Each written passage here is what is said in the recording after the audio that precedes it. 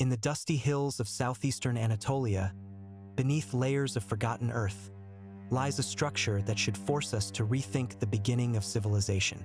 It is older than the Egyptian pyramids, older than Stonehenge, older than writing, metal tools, and the first great cities. And yet, someone built it. Not a kingdom, not an empire, but people living at the edge of the Stone Age. The modern story begins on a quiet hill near Sanliurfa, Turkey.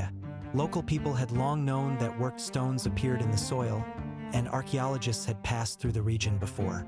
But for years, the hill was misunderstood. What looked like scattered limestone fragments was dismissed as the remains of a medieval cemetery.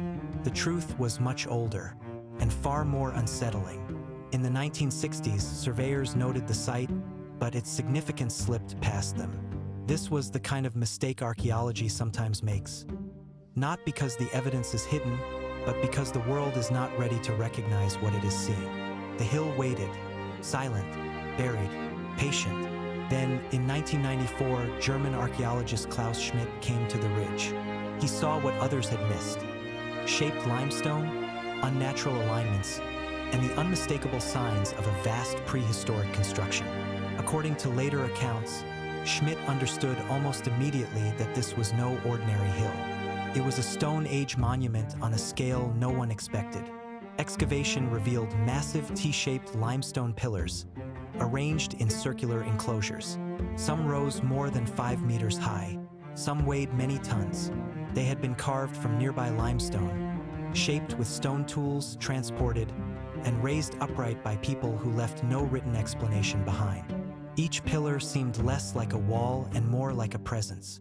The pillars were not empty. Across their pale surfaces moved a strange bestiary: foxes, snakes, scorpions, birds, wild boar, lions, and vultures. Some carvings appear menacing, others appear symbolic. They are not simple decoration. They are fragments of a worldview that existed thousands of years before the first alphabets. We can see the images.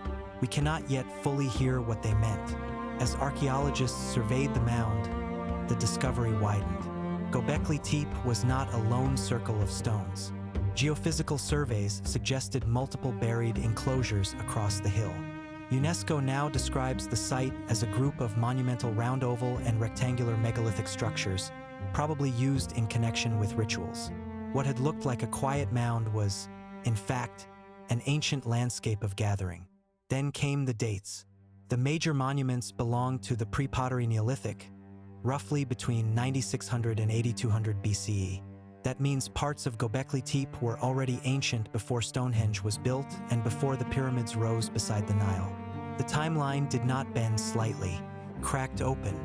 For generations, the simple story said that agriculture led to villages, villages led to social hierarchy, and hierarchy made monumental architecture possible. Göbekli Tepe complicated that story. Here were monumental structures associated with people who still belonged to a world of hunting, gathering, and early experimentation with settled life. So the question becomes unavoidable. How did these communities organize the labor? Who planned the quarrying? Who fed the workers? Who decided where the pillars would stand? Without writing, without kings, and without metal tools, they created a place that demanded coordination, memory, belief, and time. Perhaps civilization did not begin only when people learned to farm.